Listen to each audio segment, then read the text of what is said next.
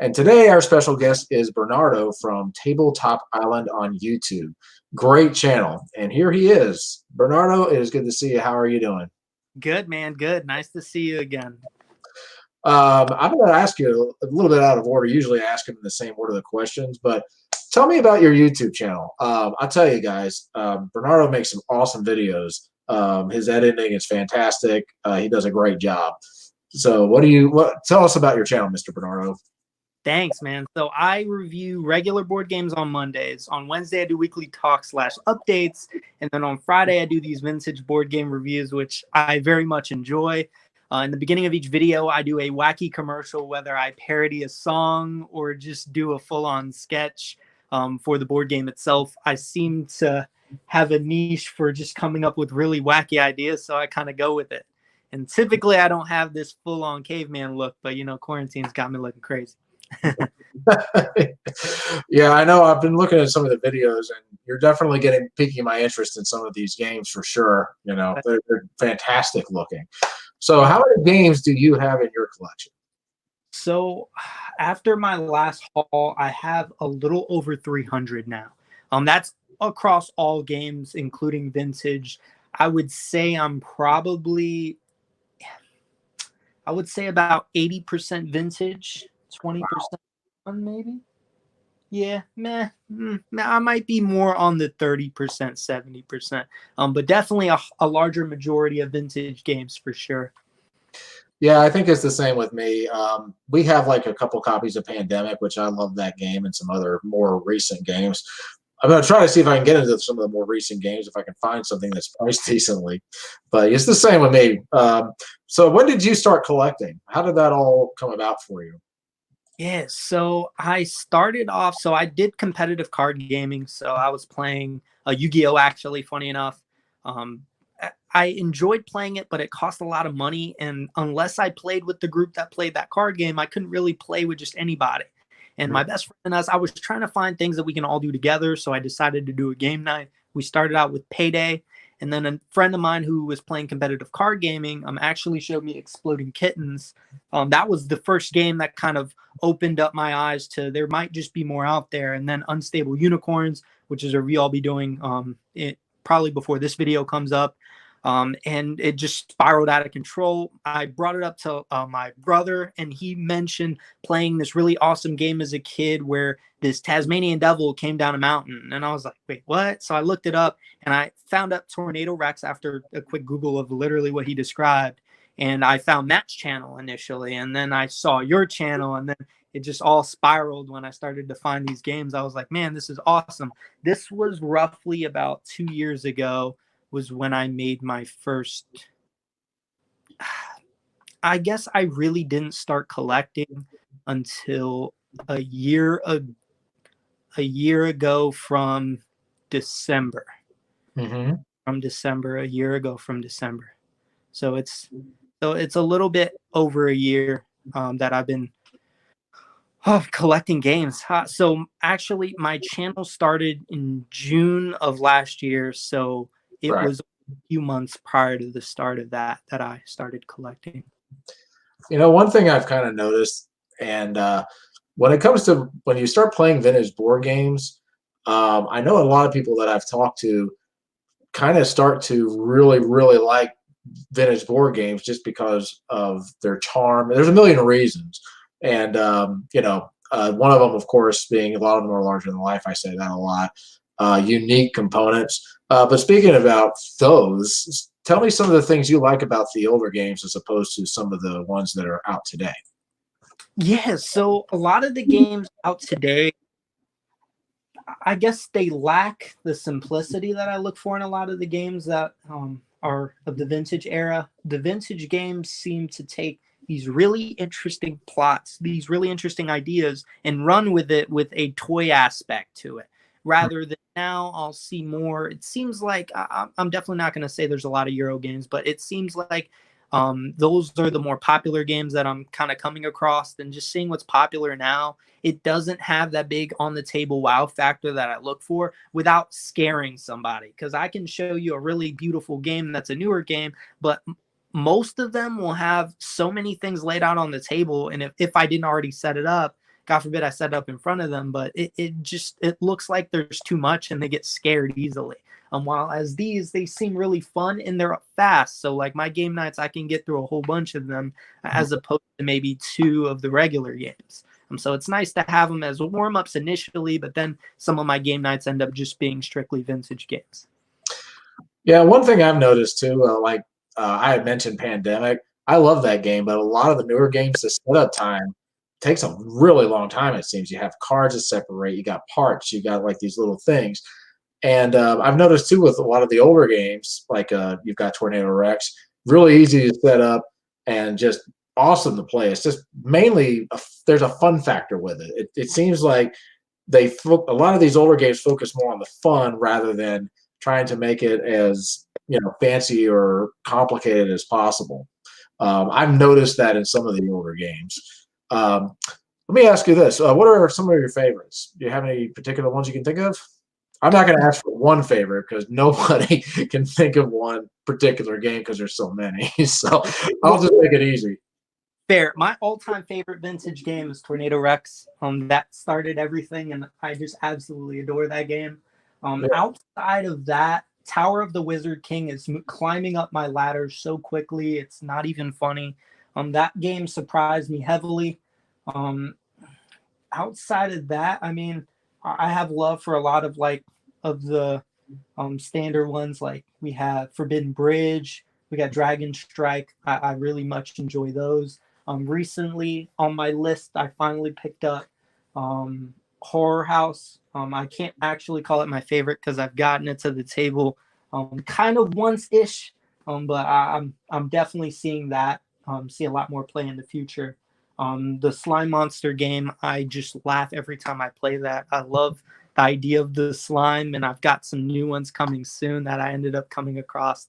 But yeah, I like games that use these really fancy props, whether it's a record player like Tornado Rex. Yeah, have you ever had that experience where you bring a game out, and people are just like, "What is this?" Or you set it up on the table. No one's ever seen a game like, a 3D board game or something like that, and it just completely blows them out of the water. Have you ever had like an experience where you bring out an older game that they may never have heard of, and they're just like, "Oh my gosh, that was like amazing." Oh yeah, no, plenty of times. In fact, one of the ones that always gets them is the tornado. Funny enough, I'm going to probably keep coming back to this one the most. Tornado Rex. I'll never forget some of the first expressions that I saw with that game. They were not that impressed. It was like really teal blue mountain. You couldn't really see that there was a top on it, and you draw cards like Candyland and you move. And then they drew this tornado card, and then you wait for the suspense. Like, all right, so what do I do? Push that button at the top, and then it comes down, and you watch these pieces get hit, and their reaction is just priceless. But in terms of wow factor, Voice of the Mummy is a huge wow factor, especially if you start off by saying there's a record player built inside of it. That's pretty awesome. The Vampire Hunters in the Dark. I mean, there's so many just wacky ideas, just crazy components. Those would be some of the. It from the Pit is another one. While it's not my favorite of all of them, it's an easy sell to people. If you put it on the table, they'll want to play it.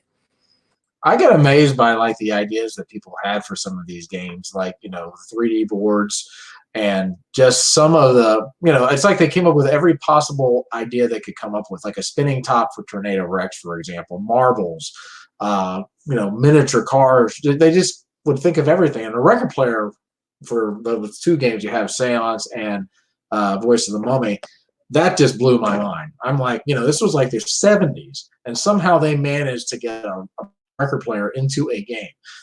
Blows my mind. I mean, they are just on top of it.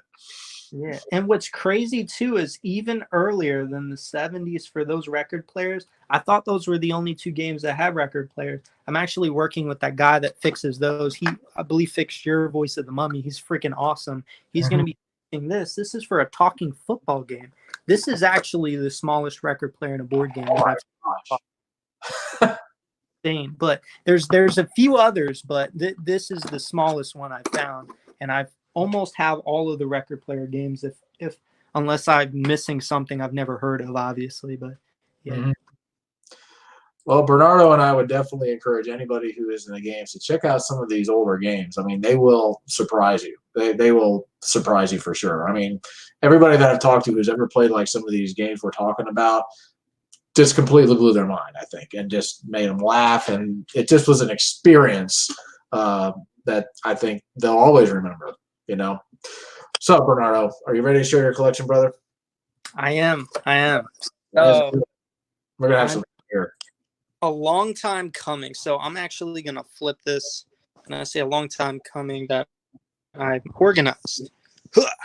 So these are some of the newer games. This is kind of like my newer section here. We have the party games up here. Medium, fantastic game. If you've not heard of that, highly recommend it. We have Super Fight was one of the first games that I kind of started in social wise, and then I moved to like Resistance and stuff, which is a lot. Campy Creatures is fantastic. These are more of the like small box games here.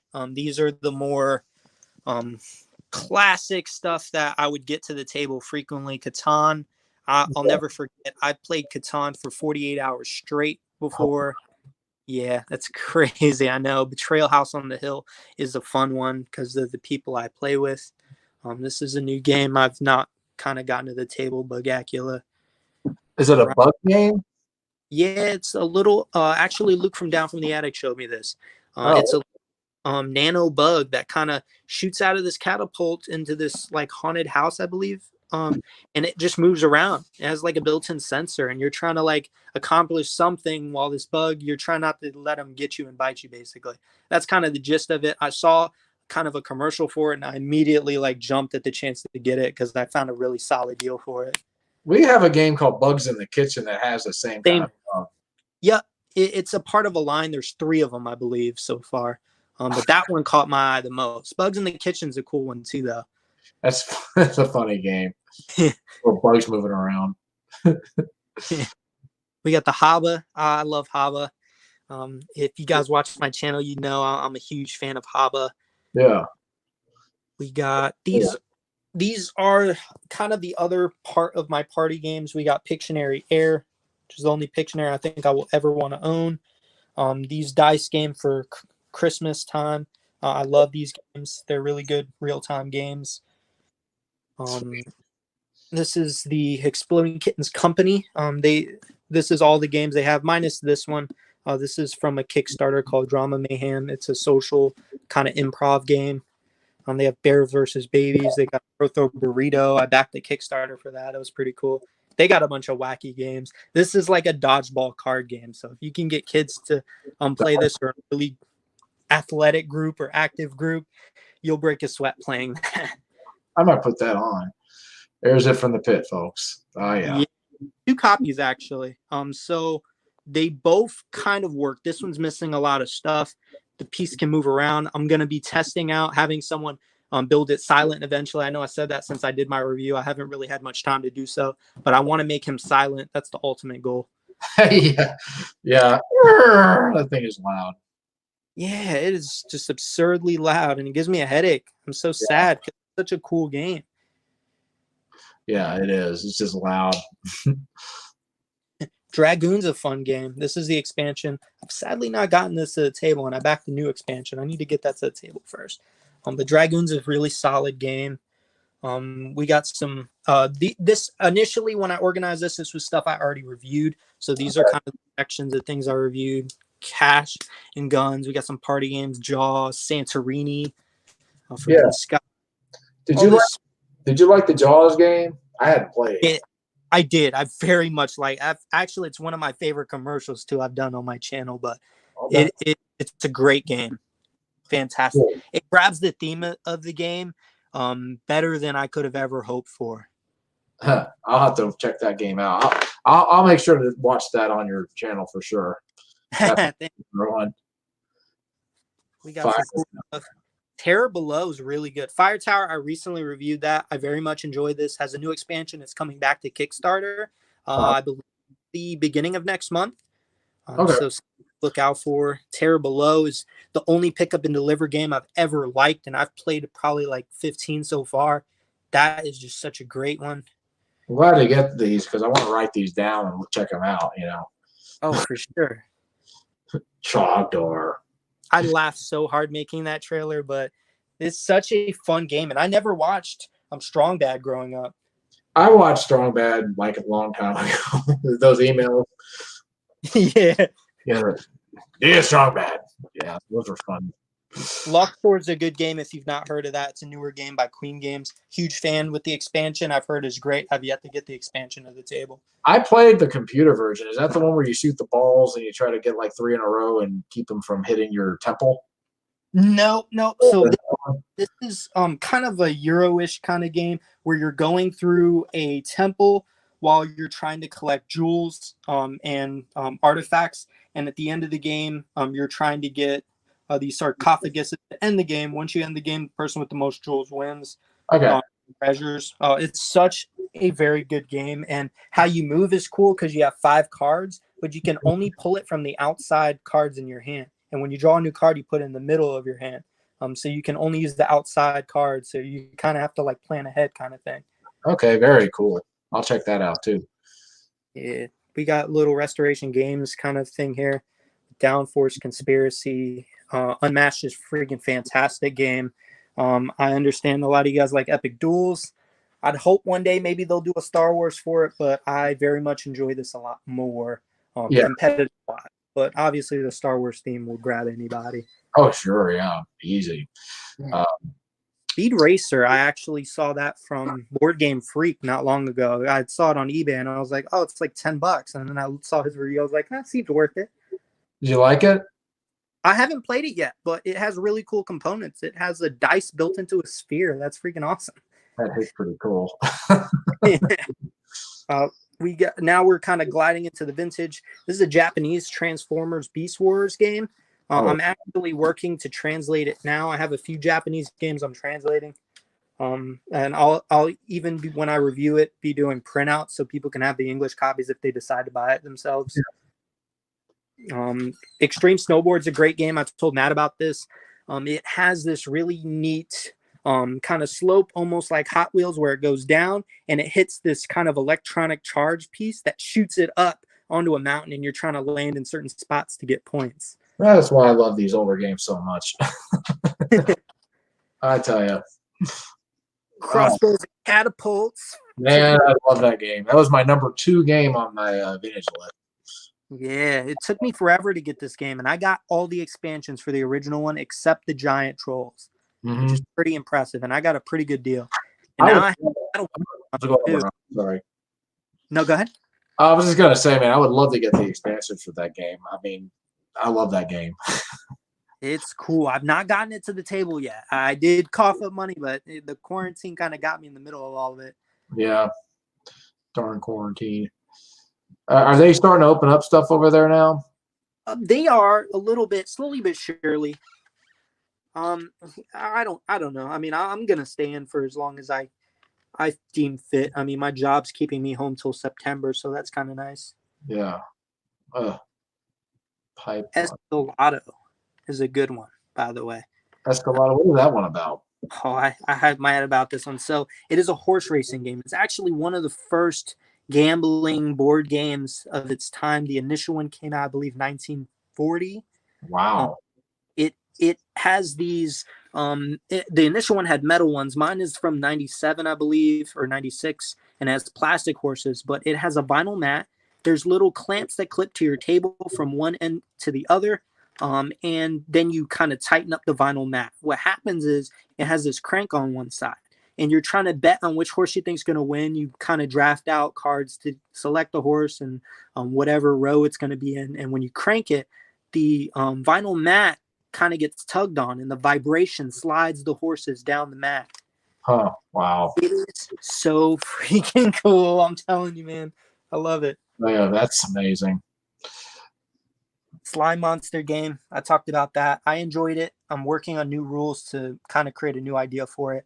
Wipeout and Beware the Bog are other slime games that I haven't seen reviewed online. Thanks to Fur. I know you did a Board Game Giants for him. He actually brought this one to my attention on where I can get it. So I was good. thankful. Fur's a really nice guy. Oh, yeah. Really nice guy. Some other cool stuff here. It's Yeah. kind of, and these are kind of newer games. I've yet to get these on most of these to the table. I got Rhino Rush played a little bit, but I don't really have an opinion on them yet. What did you think of the Seance game? That's uh, there. Yeah, so I just got it. I'm actually probably bringing it this weekend to my girl's house so we can play this game. I've not played it. I've kind of played around with it because I didn't really know how it played. I love the game a lot more than I thought I would. I initially wanted to complete the collection, not expecting too much, and a really good game for Halloween. I may save it to review in October, but so far it's an interesting game and it has a really neat idea on how things are worth money, and the game keeps changing because of the record kind of explaining later how much things are worth. Right. Horror House took me forever to get this game. I'm working to get another copy. This one's a red Death Head. It's also a record player game. So it's a really tiny record player. Such a cool idea. You put this sword inside of this skull's mouth and he kind of makes a scream noise. Super tight. It, I can't explain it. It's probably been a few years that I'd been wanting this game. I'd heard about it before I started collecting, and then my desire for it grew. And then eventually I just kind of went online, found out people that had it, and just started seeing who was willing to sell it, and eventually got there, which was nice. I didn't think I'd get that anytime soon. Thank God for the internet. You're not wrong. Waddington little collection here. If you haven't actually tried Lost Valley of the Dinosaurs, it's freaking awesome. Man, that's a game I want to get one of these days. I saw y'all and like, oh gosh, that's the total norm game right there. So fun. And Matt ended up getting this after my review, a Little Green Man. I like that game more than I thought I would. I took the plunge not knowing what I was buying, and man, I'm happy I did. Oh man, I got more than Waddington's. Waddington's making some great games.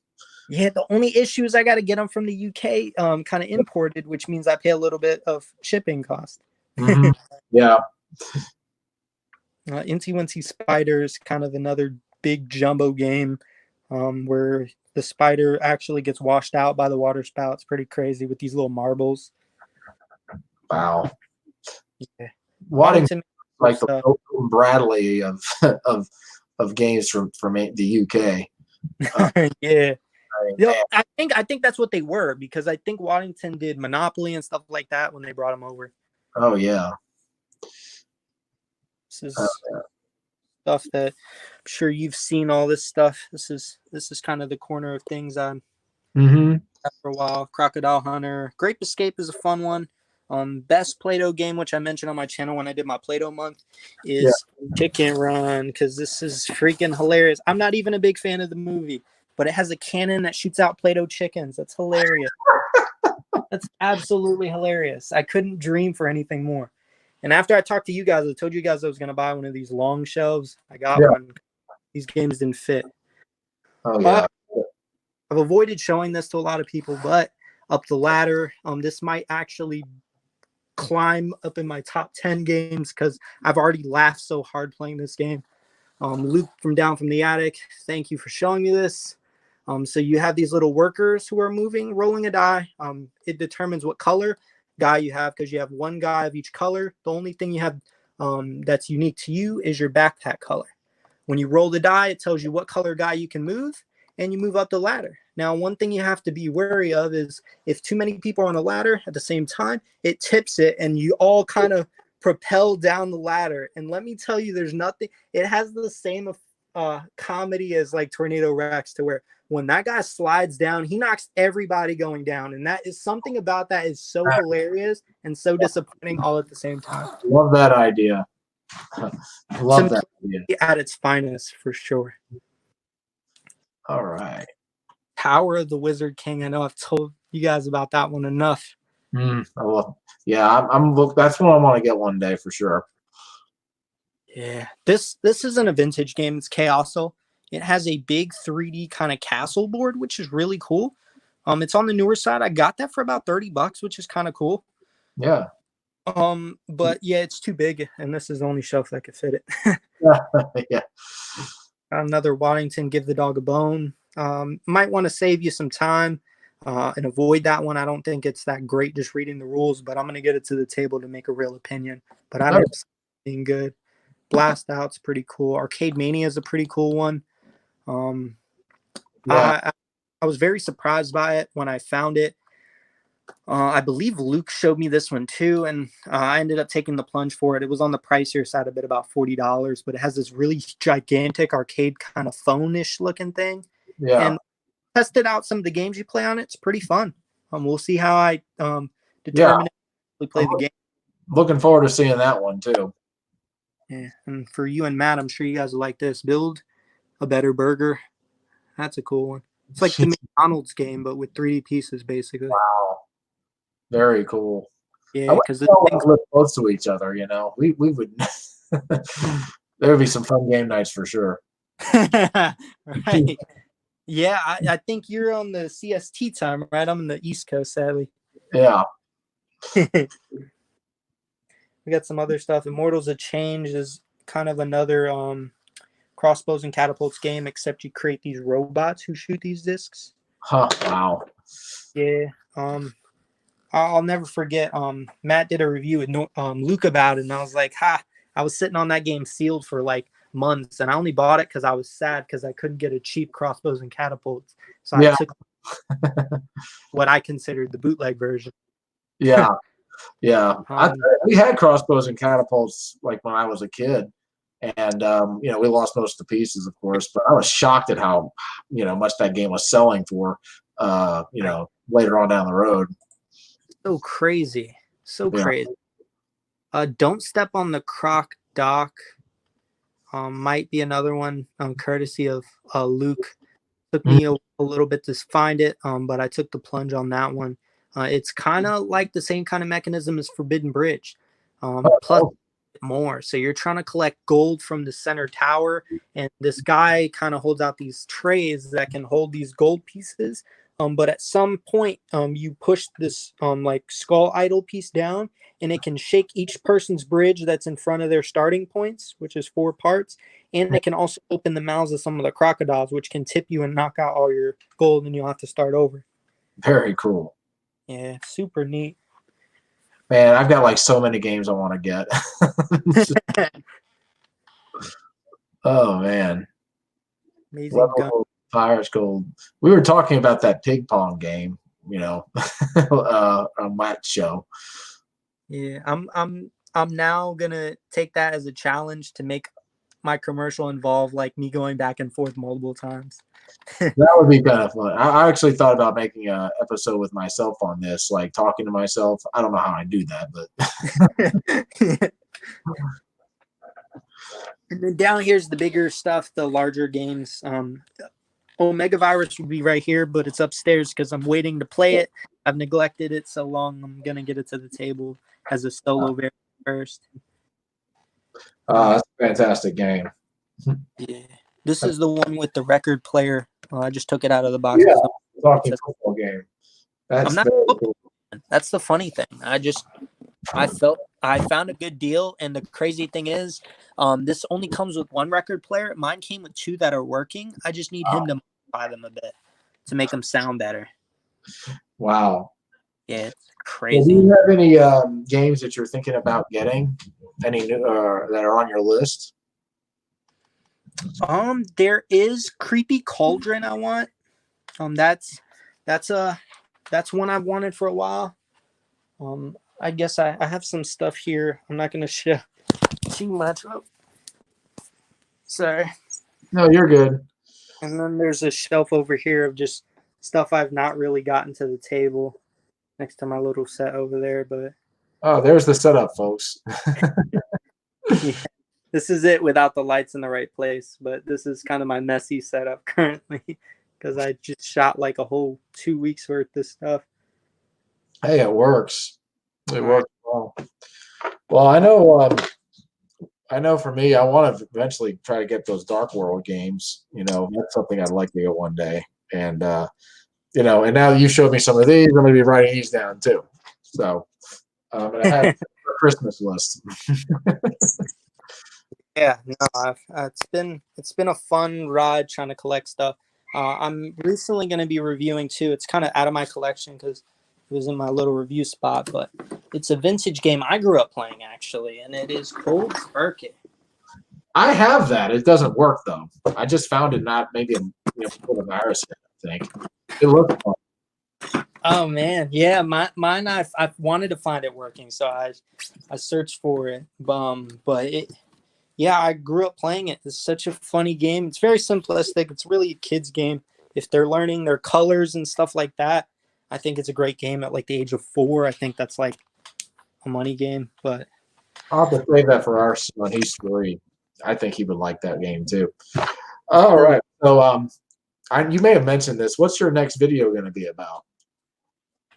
so my next vintage game is going to be the Cold Turkey. Outside of that, I'm still at a standstill between a few games. But I'm not 100% sure. I think I have like 4 that I'm kind of working with. But the most recent one will be probably again before this video comes up. But that is going to be, I can't even think right now. Unstable Unicorns. Couldn't think of that. It's a card game. It's fun. Well, I'm looking forward to seeing some more of your stuff. Guys, check out Bernardo's channel. It's Tabletop Island. We do a lot of chats with Matt Wilkins, which I'll be interviewing in June. He's another vintage board game collector. We have a lot of fun just chatting on and making these shows. But Bernardo does a great job. Check out his channel. I'm going to leave a link at the bottom. And if you have a vintage board game collection, please feel free to let me know. I'd love to feature you and just talk with you some about it. Bernardo, thank you so much for being here, man. It's a pleasure to have you. And looking forward to talking to you again soon, man. Definitely, man. Awesome. All right. We'll see you guys later. Till the next time.